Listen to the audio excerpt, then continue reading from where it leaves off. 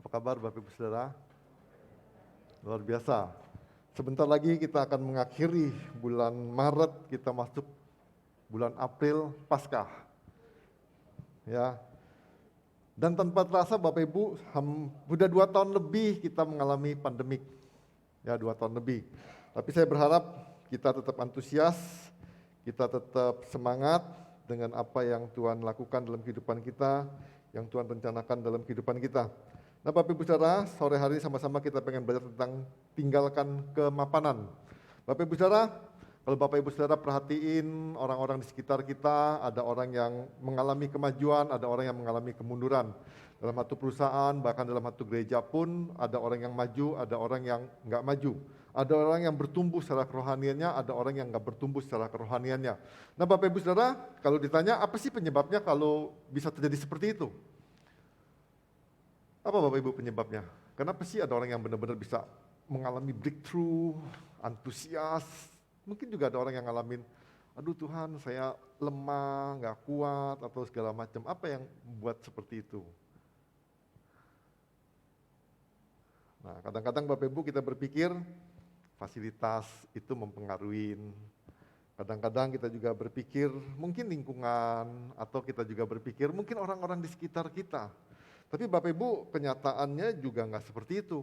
Karena banyak orang yang punya fasilitas, yang punya kesempatan, yang orang-orang yang notabene-nya mendukung untuk pertumbuhan kerohaniannya juga nggak ngalamin pertumbuhan. Kenapa?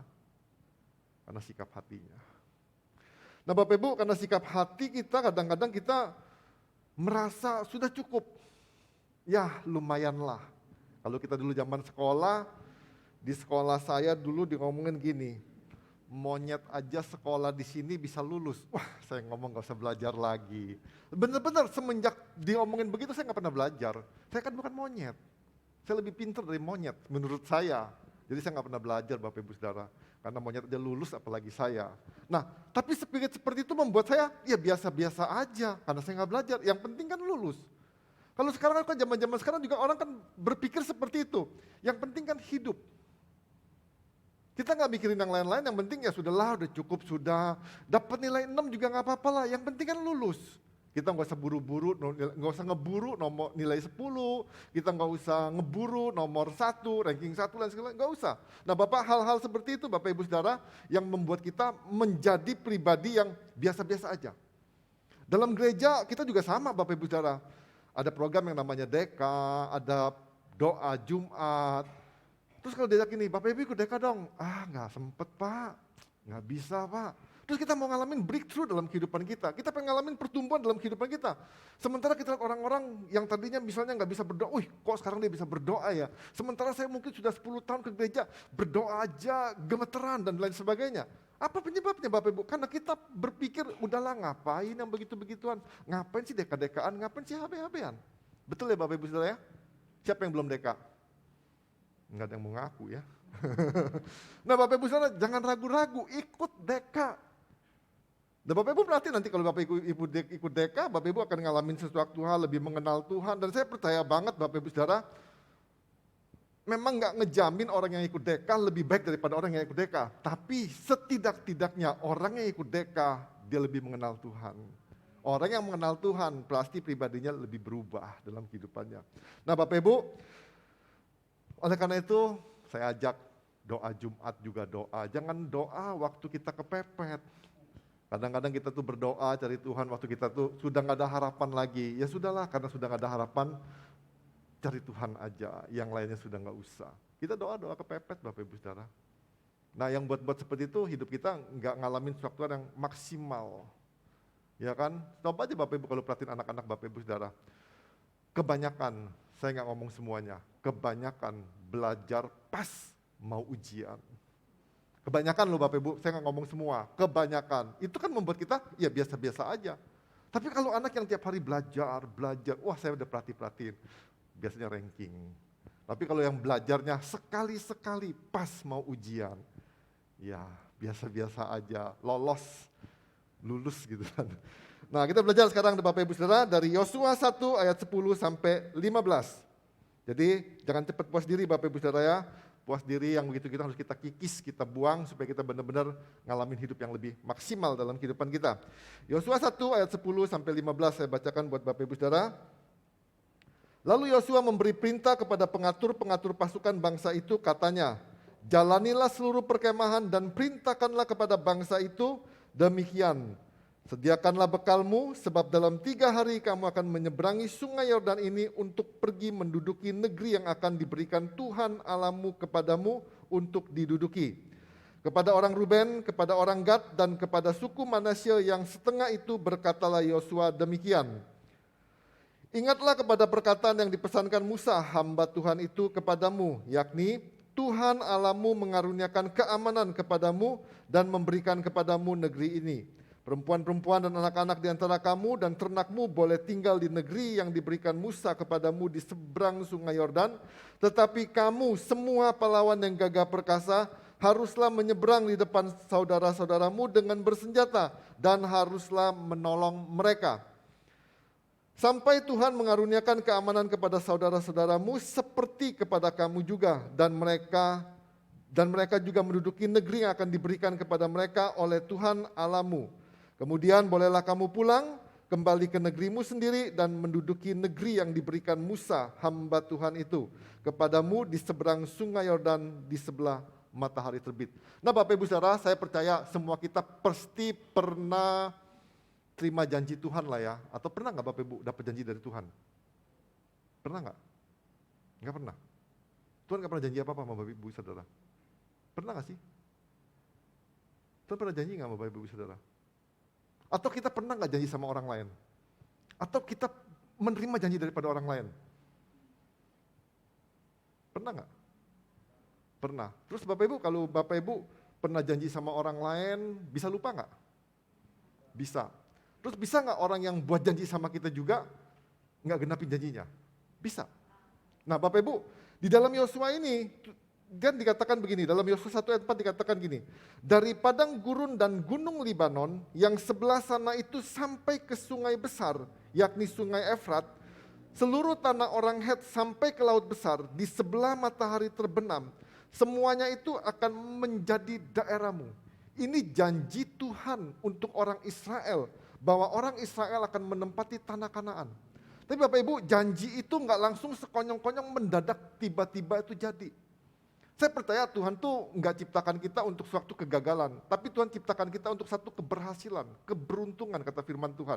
Tapi keberuntungan tuh nggak mendadak sekonyong-konyong tiba-tiba kita pasang nomor dapat nalo, enggak. Lo bener loh, nggak sekonyong-konyong seperti itu. Tapi itu ada satu harus ada usaha, harus ada daya juang. Nah, dikatakan begini. Rencana Tuhan itu buat bangsa Israel bukan cuma tinggal di tanah Kanaan, tapi Tuhan tuh mau benar-benar orang-orang Israel itu masuk tanah Kanaan. Nah, untuk menggenapi janji ini Bapak Ibu Saudara, orang Israel nggak bisa berdiam diri. Pernah kejadian Bapak Ibu, satu artikel saya pernah baca begini, ada seorang itu bertobat. Nah, waktu bertobat itu dikatakan gini, ada janji Tuhan, pokoknya Tuhan akan pelihara dia. Nah, akhirnya dia pegang janji itu bahwa Tuhan akan pelihara dia. Ini di firman Tuhan ada kan, aku akan memelihara kamu segala macam sampai umur panjang sampai masa tuamu aku tetap menggendongmu gitu kan.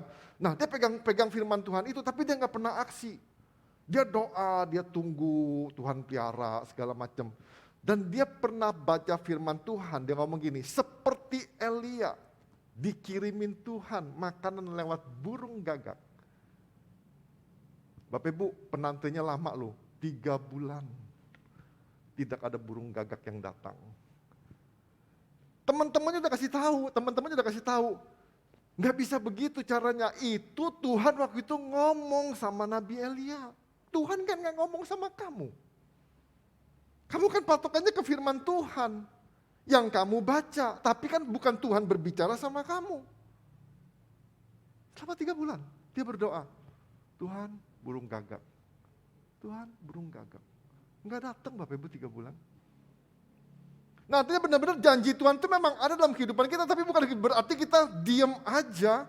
Bukan berarti kita enggak aksi, enggak buat tindakan segala macam. Dan kita enggak menghasilkan apa-apa. Nah Bapak Ibu sama seperti bangsa Israel. Dikatakan Semuanya itu akan menjadi daerahmu. Tapi kalau bangsa Israel nggak pernah memasuki tanah Kanaan, saya percaya janji-janji Tuhan kepada daerah-daerah yang akan menjadi milik kita, itu nggak bakal pernah terjadi. Sama dalam kehidupan kita. Tuhan boleh berjanji tentang keberhasilan, Tuhan boleh berjanji tentang keberuntungan, Tuhan boleh berjanji tentang kemajuan, Tuhan boleh berjanji masa depan yang baik, masa depan yang cerah. Tapi kalau kita nggak pernah aksi dalam kehidupan kita, nggak pernah ambil tindakan dalam kehidupan kita, saya katakan semua cuma mimpi. Nah Bapak Ibu Saudara, dari pembacaan ini kita belajar ada 3 hal, 3 tindakan bersedia agar kita mengalami hidup yang maksimal. Semua orang pengen dong hidup maksimal, ya kan? Semua orang saya percaya pengen hidup maksimal. Nah Bapak Ibu,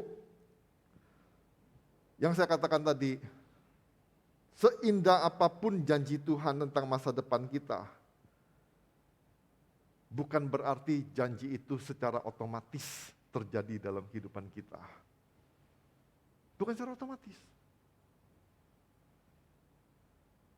Jadi kita perlu berjuang. Nah yang pertama, bersedia berjuang.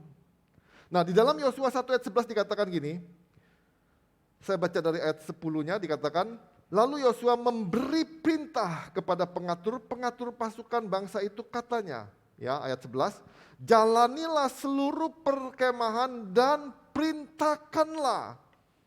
Jadi Bapak Ibu nggak bisa duduk diam, nggak bisa manis-manis. Yang saya katakan gini, kalau kita mau mengalami pertumbuhan dalam kekristenan kita, ke gereja aja saya katakan nggak cukup. Kenapa saya katakan nggak cukup? Jujur saya berani katakan begini, kadang-kadang kita di gereja pikiran kita kemana-mana.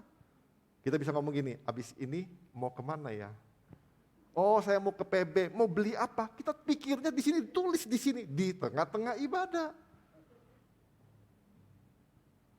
Atau kita berpikir, abis ini mau makan apa ya? Abis ini mau kumpul di mana ya? Nah tapi jelas dikatakan gini, jalanilah seluruh perkemahan dan perintahkanlah kepada bangsa itu demikian. Jadi ada satu perintah. Jadi Bapak Ibu kalau benar-benar mau mengalami satu pertumbuhan, satu breakthrough dalam kehidupan kita, tanpa kita mengalami persekutuan dengan Tuhan, keintiman dengan Tuhan, kita gak bakal ngalamin breakthrough. Tapi kita mimpinya pengen breakthrough. Disuruh, ayo dong saat teduh, ayo dong IHA. IHA pun formalitas. Kita pagi-pagi kelas ketik IHP, siang IHS, malam IHM. Dapatnya apa? Ya penting IHA Pak. Yang penting saat teduh Pak. Kan gak enak Pak kalau ditanya, saat teduh gak tadi pagi? Enggak Pak. Kan gak enak. Tapi kalau ngomong begini, saat teduh Pak. Oh saat teduh Pak. Dapatnya apa? Enggak tahu Pak dapat apa, yang penting saat teduh. Terus kita mau ngalamin breakthrough? Enggak mungkin Bapak Ibu Saudara. Kita mau ngalamin terobosan? Enggak mungkin. Jadi Bapak Ibu, jelas dikatakan gini, perintahkanlah kepada bangsa itu demikianlah, sediakanlah bekalmu. Tuhan benar-benar konsen loh, Tuhan benar-benar serius lewat Yosua dikatakan gini, enggak cuma suruh pergi tanpa dikatakan sediakan bekalmu. Jadi benar-benar buat persiapan. Prepare hidup kita, siapin hidup kita. Kita kadang-kadang gak pernah mempersiapkan hidup kita untuk satu kemajuan, tapi kita pengen kemajuan. Kita gak pernah memikirkan tentang keberhasilan, tapi kita pengen keberhasilan. Bapak Ibu boleh mimpi hal-hal yang indah. Saya katakan gini, tanpa aksi, tanpa tindakan, mimpi kita gak pernah jadi kenyataan. Nah maka dikatakan siapkan bekalmu, sediakanlah bekalmu, sebab dalam 3 hari kamu akan menyeberangi sungai Yordan itu untuk pergi menduduki negeri yang akan diberikan Tuhan Allahmu kepadamu untuk diduduki. Perjalanan 3 hari, DK itu perjalanan 12 minggu. Sediakan bekalmu untuk DK Bapak Ibu Saudara. Sediakan bekalmu untuk HB. Sediakan bekalmu untuk doa Jumat. Nah, Bapak Ibu, kalau saya ngomong soal ibadah, banyak orang saya tanya begini, untuk apa sih ibadah? Untuk apa Bapak Ibu? Saya pernah nanya kan, untuk PR, ada yang pernah mikirin nggak? Untuk apa sih kita ibadah? Saya katakan gini ya, sebetulnya ibadah itu celebration. Waktu, tempat di mana kita mensyukurin apa yang sudah Tuhan buat seminggu yang lalu dalam kehidupan kita. Kita celebration. Tempat di mana kita mengalami perjumpaan secara korporat dengan Tuhan. tempat di mana kita tuh menerima bekal 1 minggu sampai hari Sabtu. Ini penting nih Bapak Ibu Saudara, bekal. Jadi Bapak Ibu, kalau Bapak Ibu dapat bekal Sabtu Minggu selama minggu ini dalam ibadah, Bapak Ibu sepanjang hari Senin sampai Sabtu ada bekal Tuhan dalam kehidupan kita yang menolong kita. Bapak Ibu bisa bayangin nggak, kalau Bapak Ibu kalau selama 3 hari perjalanan menyeberangi Sungai Yordan tanpa bekal apapun, artinya kita harus 3 hari, 3 malam puasa. Apa jadinya? Bapak Ibu bisa bayangin nggak, selama Bapak Ibu kalau misalnya nggak ibadah minggu atau nggak IHA atau nggak taat teduh, Bapak Ibu bisa bayangin nggak, sepanjang minggu ke depan tanpa bekal dalam kehidupan kita, 6 hari, 6 malam Bapak Ibu puasa tanpa bekal, kuat nggak? Nggak kuat. Nah makanya dikatakan gini, sediakan bekalmu sebab dalam 3 hari kamu akan menyeberangi Sungai Yordan ini untuk pergi menduduki negeri yang akan diberikan Tuhan Allahmu kepadamu untuk didudukin. Bapak Ibu bisa bayangin, selama 6 hari Tuhan memberikan hari Senin sampai hari Sabtu buat Bapak Ibu, bukan sekedar hari di mana kita nggak ada perjuangan, tapi di mana hari yang Tuhan sudah sediakan bekal dalam kehidupan kita, di mana hari-hari itu kita bisa menerima berkat janji Tuhan dalam kehidupan kita. Pertanyaannya, mau nggak kita siapin bekal itu? Saat teduh pagi itu saya ngomong bekal sepanjang hari. Bapak Ibu kuat loh, kalau kita udah makan secara jasmani, secara rohani. Rohani kita kuat. Waktu kita digoda, waktu kita ditawarin yang aneh-aneh, rohani kita kuat. Nggak tertarik yang begitu-begituan. Sudah puas secara rohani. Nggak tertarik. Nah makanya Bapak Ibu perlu daya juang. Perlu berjuang. Kalau Bapak Ibu nggak pernah berjuang, saya percaya kita nggak bakal pernah menyeberang dan kita nggak bakal menduduki. Ya sama dalam kehidupan kita. Kalau kita nggak pernah berjuang dalam hal kerohanian kita, saya yakin kita nggak buat apa-apa, kita nggak dapat apa-apa. Kayak cuma jadi Kristen biasa-biasa aja. Tapi saya percaya Bapak Ibu mau dong jadi Kristen yang luar biasa, yang berapi-api, yang antusias, yang bergairah. Ayo dong ikut DK. Daftar ke Tane atau daftar ke Warto. Terus ngomong gini, Pak saya sudah tua Pak, ngapain DK-DK lagi Pak? DK mah nggak pakai umur Bapak Ibu Saudara. Siapapun boleh ikut DK. Ya, siapapun boleh ikut DK. Yang belum, saya ajak Bapak Ibu daftar. Yang belum ikut doa Jumat, ayo dong ikut doa Jumat. Doa Jumat bukan cuma untuk pelayan. Doa Jumat untuk kita-kita semua. Semakin dekat sama Tuhan, semakin intim sama Tuhan. Hidup harus berjuang. Ya, hidup harus berjuang. Nah jadi Bapak Ibu, yang pertama, bersedia berjuang. Jadi kalau kita nggak pernah mau berjuang, kita nggak pernah berupaya dalam kehidupan kita, saya percaya kehidupan kita akan menjadi sia-sia. Tapi kalau kita berjuang, kita berusaha, berupaya, saya percaya apapun upaya kita, apapun juang kita, apapun usaha kita, saya percaya itu nggak bakal sia-sia dalam kehidupan kita. Percayalah Bapak Ibu Saudara. Saya percaya banget Bapak Ibu Saudara. Memang nampaknya kayaknya nggak ada apa-apanya. Kalau Bapak Ibu baca Alkitab setiap hari, nampaknya nggak ada apa-apanya Bapak Ibu Saudara. Tapi saya percaya banget, kalau Bapak Ibu rutin baca Alkitab tiap hari, Bapak Ibu pasti sehat rohaninya. Benar. Sama lah Bapak Ibu kalau nggak percaya. Bapak Ibu makan rutin tiap hari, sekalipun Bapak Ibu nggak ngunyah, telan aja, nggak rasa apa-apa sekalipun. Pokoknya tiap makan apapun telan. Makan apa telan, nggak rasa apa-apa. Tapi saya yakin Bapak Ibu kalau makan rutin, apalagi makan cunyuk tiap hari, gemuk pasti. Walaupun nggak dirasain, tapi pasti gemuk. Sama, kalau kita baca Alkitab, walaupun kita ngomong, aduh saya nggak ngerti Tuhan, nggak apa-apa. Lama-lama Bapak Ibu bisa ngerti kok. Mau baca Alkitab? Mau berjuang nih untuk satu kemajuan rohani kita? Mau berjuang nih untuk satu kemajuan dalam bisnis kita, dalam apa, kita perlu berjuang. Sayangnya Bu Dodi nggak datang ya, padahal saya suruh datang untuk kesaksian.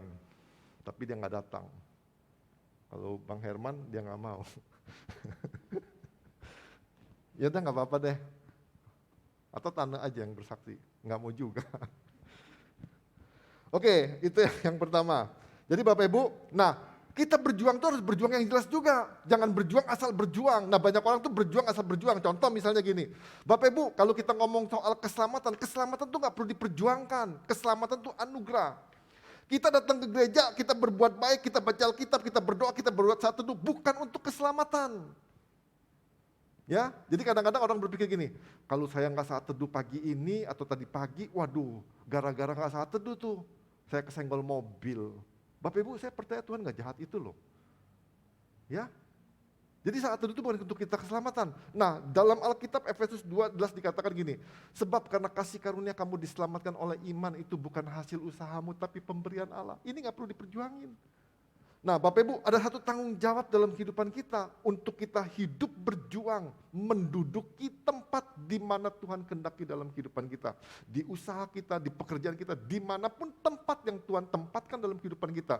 Itu tempat di mana kita harus benar-benar menduduki dan jadi berkat di situ. Ya, itu perlu perjuangan. Jadi Bapak Ibu gak bisa kerja leha-leha, yang penting saya kerja hadir Pak. Yang penting saya hadir di mana Tuhan ada suruh kita, bukan soal itunya. Tapi berjuang untuk menyatakan kemuliaan Tuhan. Berjuang untuk menduduki tanah tempat yang Tuhan berikan dalam kehidupan kita. Ya itu yang pertama. Yang kedua, langkah-langkah untuk mengalami hidup yang maksimal yang kedua adalah bersedia meninggalkan kemapanan. Bapak Ibu, tanpa perubahan tak mungkin ada kemajuan. Kemajuan itu butuh proses dan butuh perubahan. Percaya nggak percaya, Bapak Ibu suka nggak suka, mau nggak mau. Kalau Bapak Ibu pengen maju, Bapak Ibu harus berubah. Contoh misalnya, Bapak Ibu yang duduk di belakang, mau maju nggak? Saya tanya yang di belakang, mau maju nggak? Nggak ada yang mau maju. Yang di belakang, mau maju apa nggak? Gimana caranya?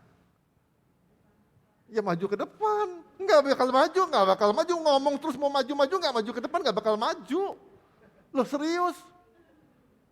Kita boleh ngomong, mau maju nggak? Mau Pak, bener Pak saya mau maju. Ya udah maju aja, tapi kan ada yang mau, ya nggak maju-maju lah. Nah artinya gini, kita tuh kebiasaan duduk nyaman yang buat kita akhirnya nggak buat apa-apa. Bapak Ibu suka nggak suka, mau nggak mau juga kalau kita nonton TikTok itu kelamaan, semakin lama nonton bukan semakin cepat kita selesai. Semakin nonton semakin lama termasuk drakor, semakin lama nontonnya bukan cepat selesainya, semakin menikmati dan semakin lama duduknya. Nah itu tanggung. Kalau nggak tamat Bapak Ibu belum selesai, kalau bisa sampai pagi selesainya. Nah jelas dikatakan di dalam Yosua 1 ayat 12, saya bacakan dari ayat 12 dikatakan begini. Kepada orang Ruben, kepada orang Gad, dan kepada suku Manase yang setengah itu berkatalah Yosua demikian. Ingatlah kepada perkataan yang dipesankan Musa hamba Tuhan itu kepadamu. Yakni Tuhan Allahmu mengaruniakan keamanan kepadamu dan memberikan kepadamu negeri ini. Perempuan-perempuan dan anak-anak di antara kamu dan ternakmu boleh tinggal di negeri yang diberikan Musa kepadamu di seberang sungai Yordan ini.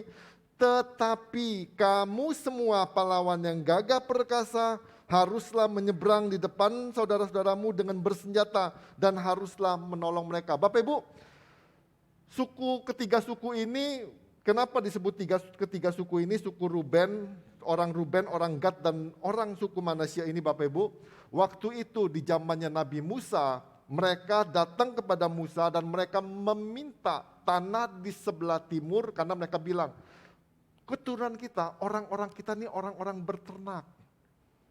Dan Musa izinin ke tempat daerah itu di sebelah timur. Tapi dengan catatan, mereka harus berjuang. Mereka harus berani ninggalin kemapanan. Nah Bapak Ibu, janji itu memang dia didengar dan Musa memang memperkatakannya. Tapi janji itu enggak sekonyong-konyong tiba-tiba jadi buat mereka. Enggak. Nah maka dikatakan, untuk orang-orang ini dikatakan, ingatlah kepada perkataan yang dipesankan Musa hamba Tuhan itu. Jadi benar-benar, tapi dikatakan begini, ayat ke-14-nya, tetapi kamu semua pahlawan yang gagah perkasa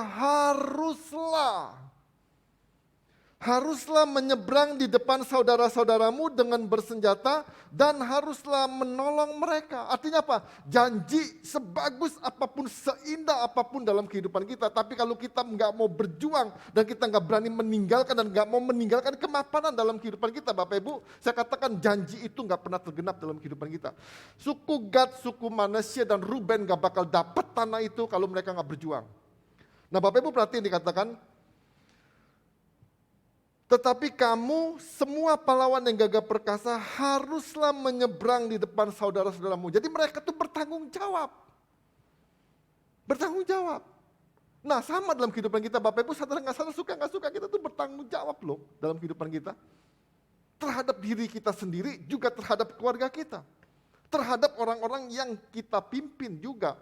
Terhadap juga orang-orang yang di sekitar kita yang mungkin notabene-nya ogah-ogahan, semau gue, segala macem, itu tanggung jawab kita. Kalau Bapak Ibu ngomong gini, itu bukan tanggung saya Pak. Kalau Tuhan buat kamu, buat kita kenal sama mereka, itu tanggung jawab kita.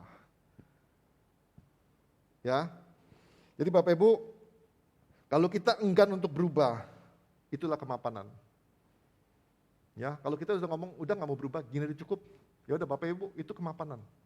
Nah, kemapanan rasa enggan untuk berubah itu merupakan akhir dari kemajuan dan awal dari kemunduran. Jadi enggan itu akhir dari kemajuan dan awal dari kemunduran. Jadi saya katakan tadi, kemajuan selalu menuntut perubahan. Selalu menuntut perubahan. Jadi kalau kita mau maju, kita harus berubah. Biasanya misalnya gini, saya mau maju dalam rohani saya. Biasanya kita nggak berdoa. Tapi kalau kita nggak mau berubah untuk mau berdoa, Bapak Ibu, kita nggak bakal ngalamin kemajuan. Biasanya saya itu nggak pernah ke gereja, tapi kalau kita nggak pernah mau langkah untuk ke gereja, Bapak Ibu, kita nggak akan mengalami perubahan, kita nggak bakal ngalamin kemajuan. Ya, jadi Bapak Ibu harus benar-benar yakin. Nah, masalahnya gini Bapak Ibu saudara, banyak orang senang dengan kondisi yang sekarang. Ya, dalam kondisi kita yang sekarang kita senang. Ya udahlah, yang penting cukup aja lah. Nggak usah muluk-muluk lah. Nggak usah repot-repot lah. Ngapain sih berubah-berubah? Apalagi kita yang udah umur-umur nih, kita ngomong ngapain lah berubah. Udah cukup Pak, nggak usah dekan-dekan HB-HB-an lah, sudah lah Pak. Nggak usah begitu-gituan lah Pak. Yang penting udah ke gereja, Kristen, selamat, udah selesai. Enggak Pak, Bu, saya kasih tahu gini ya. Jangan batasin umur kita dan kita katakan dengan umur segitu kita nggak bisa buat apa-apa. Bapak Ibu, Perdana Menteri Malaysia, itu umurnya berapa ya? Yang bukan Perdana Menteri ya, Presiden apa Perdana Menteri ya? Perdana Menteri, umur berapa? Hampir 100 tahun kalau nggak salah, apa 90 tahun? 90 tahun masih Perdana Menteri loh. Bener loh, masih Perdana Menteri loh. Nah jadi kita artinya siapapun kita masih punya potensi untuk jadi lebih maksimal, lebih baik dan lebih baik.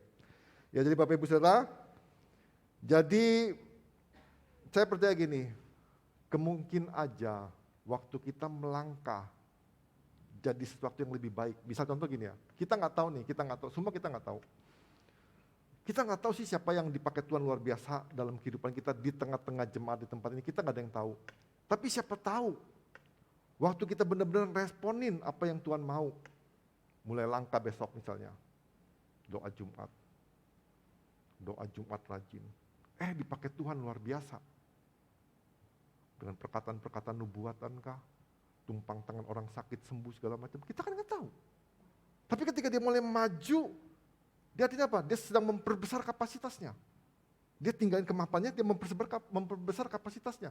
Hidupnya maksimal. Kan nggak ada yang tahu. Nah makanya itu Bapak Ibu, saya bukan mengajak Bapak Ibu coba-coba, bukan. Tapi saya percaya gini, ketika kita mulai langkah dalam hadirat Tuhan, ketika kita mulai langkah dalam visinya Tuhan, kita mulai langkah dengan apa yang Tuhan mau, saya percaya toh, ada sesuatu yang Tuhan berikan dalam kehidupan kita. Masalahnya Bapak Ibu mau nggak tinggalin kemapanan. Nah Bapak Ibu ada satu cerita. Saya nggak tahu ini ceritanya benar atau nggak benar, tapi kalau lihat dari ceritanya kayaknya kisah ini benar. Ya, kisah ini benar. Ada seorang anak umurnya 6 tahun. Ya, umurnya 6 tahun. Pas hari itu adalah hari papa, hari bapak. Ya, hari bapak. Anak ini udah gak punya bapak. Mamanya ngomong gini, "Sudahlah nak, kamu gak usah ke sekolah. Kamu kan gak punya papa. Daripada kamu diomongin teman-teman kamu, mana papamu?" Ya kan, mamanya kasihan sama dia. Karena dia sudah gak punya papa. Tapi anak ini ngotot. Nah, ini anak ini berjuang. Dia punya daya juang. Anak ini kalau ngomong pikir mapan ya enak di rumah kan. Mamanya yang suruh kok, gak usah sekolah. Nah, kebetulan di hari bapak itu ada satu event di mana dia harus ceritain tentang papanya. Ceritain tentang papanya. Akhirnya anak ini meniatkan dirinya, memaksakan dirinya dengan antusias dia berangkat ke sekolah hari itu. Karena hari itu adalah hari bapak. Ya, yang saya katakan tadi ibunya nggak setuju. Tapi karena anaknya ngotot, punya daya juang yang kuat, akhirnya mamanya ngomong, "Oke lah, pergi." Jadi Bapak Ibu, akhirnya pas sampai di sekolah, gurunya mulai memanggil satu persatu anaknya, anak-anak untuk menceritakan tentang papanya. Nah, pas giliran ke diri dia, anak-anak yang lain tuh seakan-akan mencemooh. Waktu dicemooh gitu mamanya terenyuh sakit, sedih gitu loh, nangis mamanya. Ada seorang bapak juga nyeletuk, "Wah, bapakmu sibuk banget ya, sampai di hari bapak aja gak bisa datang untuk anaknya." Anak ini sebetulnya juga sedih lah diomongin seperti itu. Ya anak kecil, tapi diomongin itu kan sedih juga gitu kan. Tapi karena dia punya tekad satu, dia pengen ceritain siapa papanya. Ya kan, dia ceritain. Nah, karena dia pengen cerita juga, dia akhirnya dia ceritain juga. Nah, saya bacain nih Bapak Ibu ya. Dikatakan begini. Ini bagi dia, ini bagi waktu itu adalah pertemuan-pertemuan yang spektakuler. Ya, ketika giliran dia katakan begini.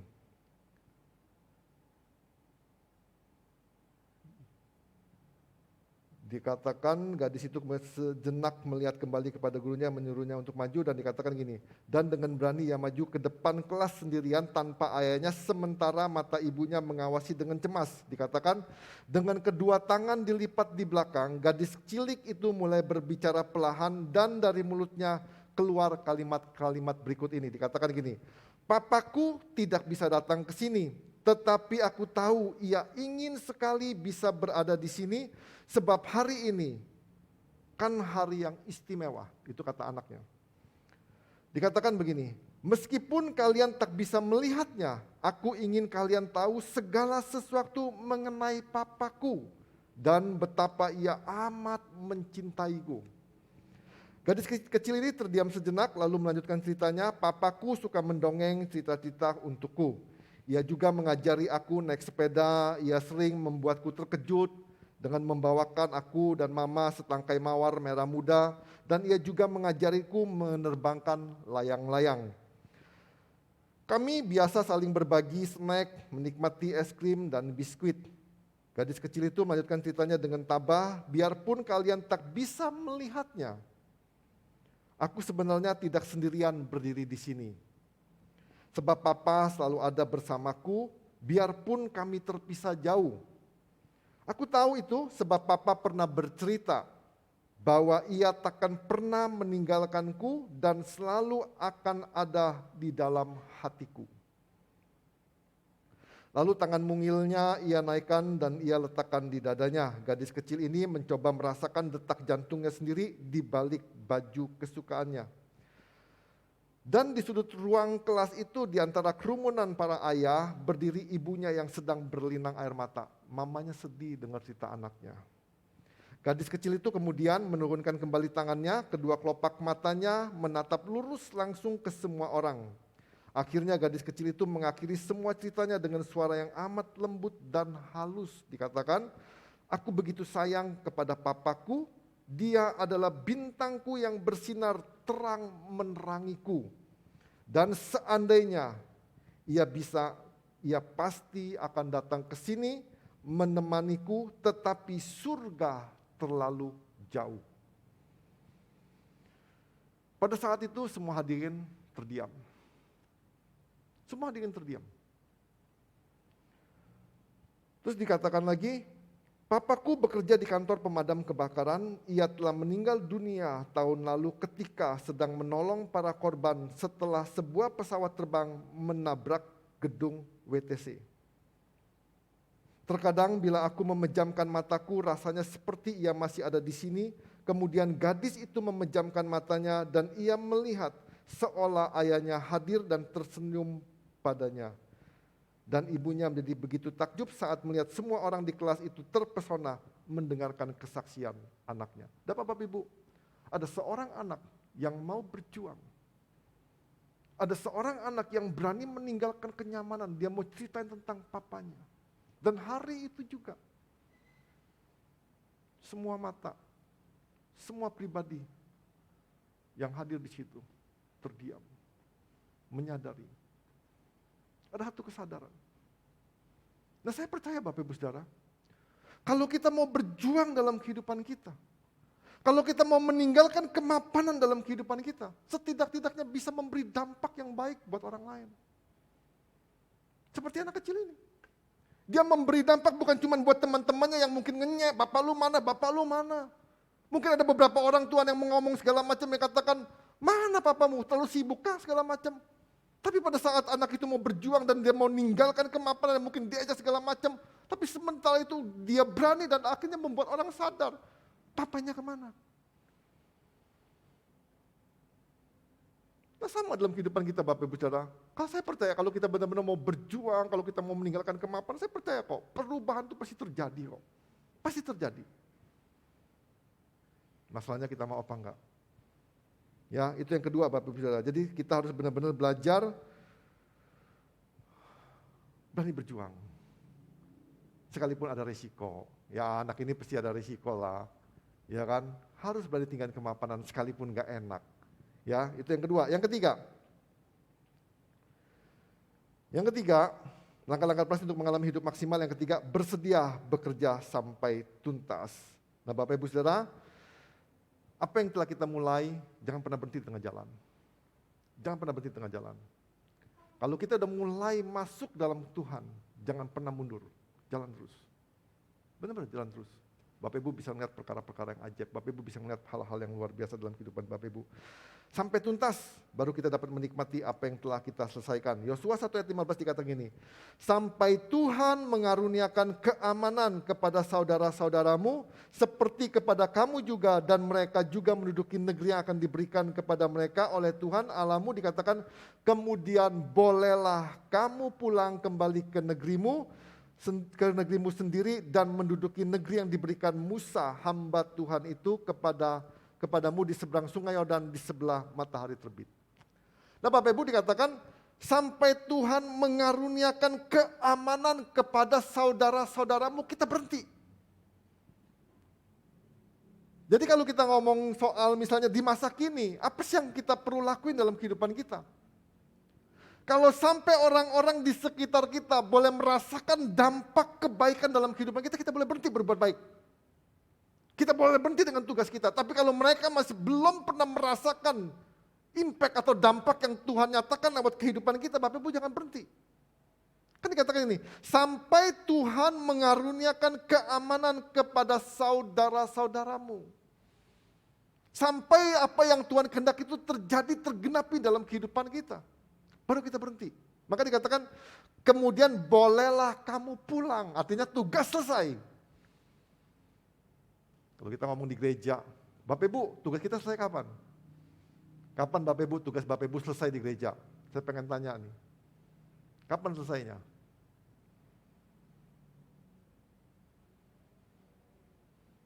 Sampai gereja ini menyatakan kemuliaan Tuhan. Kapan? Ya seumur hidup Bapak Ibu Saudara lah. Kadang-kadang kita ngomong gini, sudahlah saya udah capek, saya mau keluar aja dari gereja. Wah Bapak Ibu kalah, belum selesai Pak tugasnya.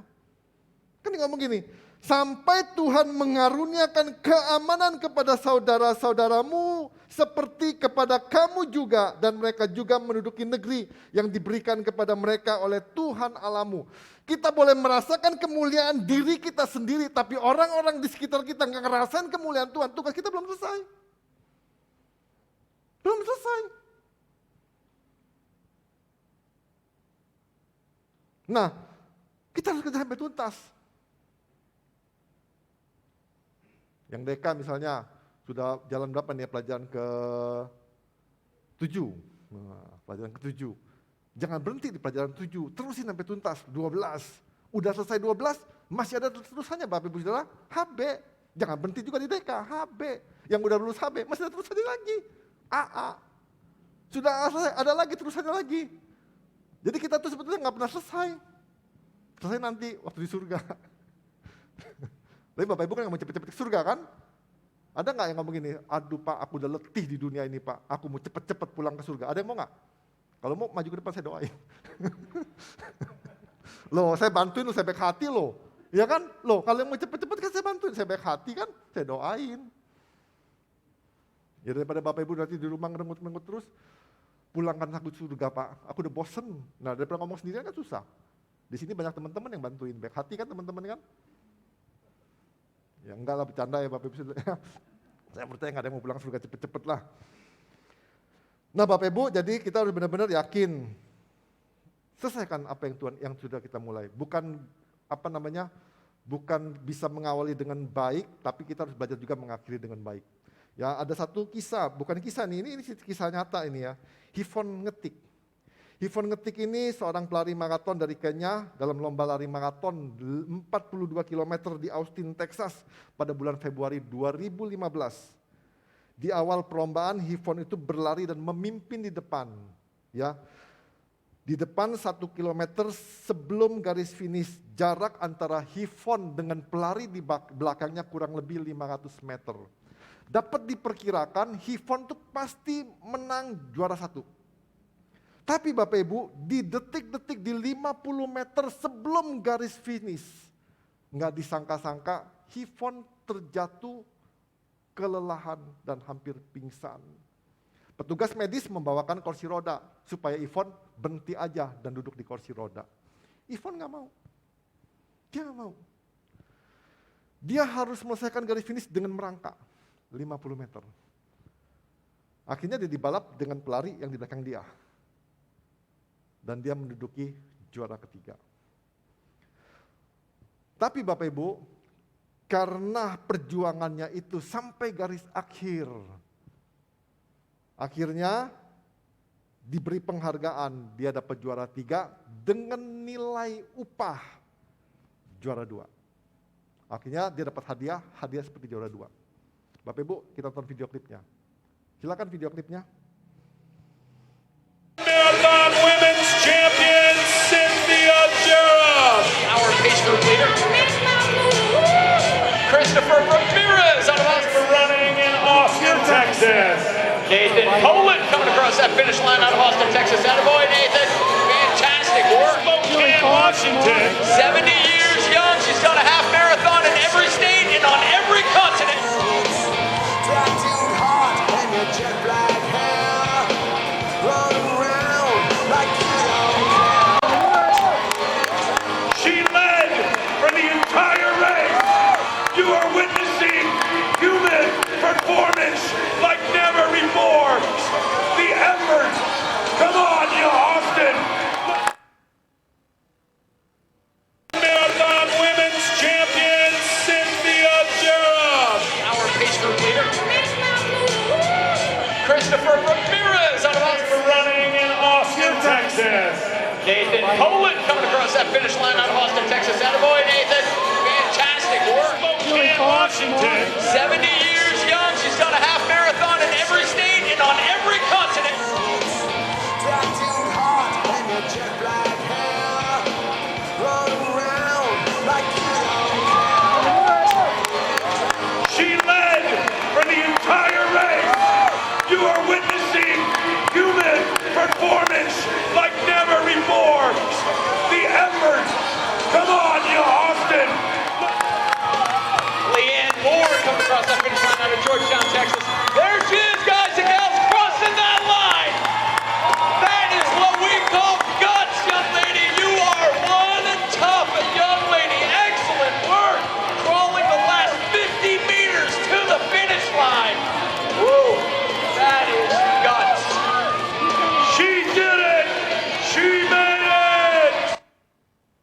Luar biasa ya Bapak Ibu Saudara ya. Kalau kita yang seperti itu, kita mau buat seperti itu enggak? Mereka benar-benar dia merangkak, dia sudah lelah loh, udah letih, tapi dia paksain diri dia selangkah demi selangkah dengan merangkak. Nah Bapak Ibu Saudara, saya percaya seberat apapun beban hidup kita, seberat apapun tantangan depan kita, kalau kita mau berjuang, kalau kita mau meninggalkan kemapanan, kalau kita mau menyelesaikan sampai tuntas, saya percaya nggak bakal sia-sia. Saya percaya nggak bakal sia-sia. Masalahnya kita mau nggak bayar harganya. Bapak Ibu, mungkin kita ngomong kayaknya gampang ya. Enggak Bapak Ibu, itu kerja berat. Itu kerja susah. Dalam kondisi kita sekarang, kita ngerangka dari sini sampai sana kita bisa ketawa-tawa. Tapi dia waktu itu dia nggak bisa. Dengan satu rangan, dengan satu paksaan, dia harus langkah demi langkah. Sama Bapak Ibu Saudara. Janji Tuhan itu nggak mungkin tergenapi dalam kehidupan kita dengan sendirinya. Tanpa kita mau berjuang. Tanpa kita mau meninggalkan kemapanan. Tanpa kita mau mengakhirinya sampai tuntas.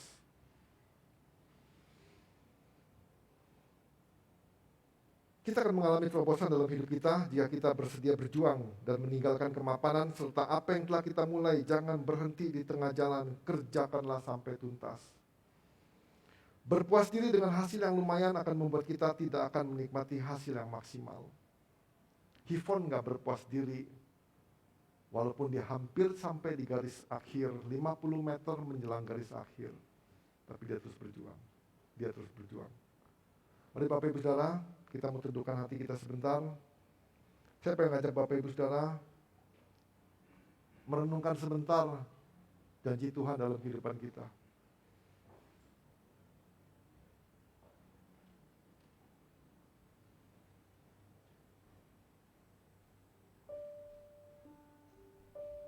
Biarlah malam hari ini kita menyadari kita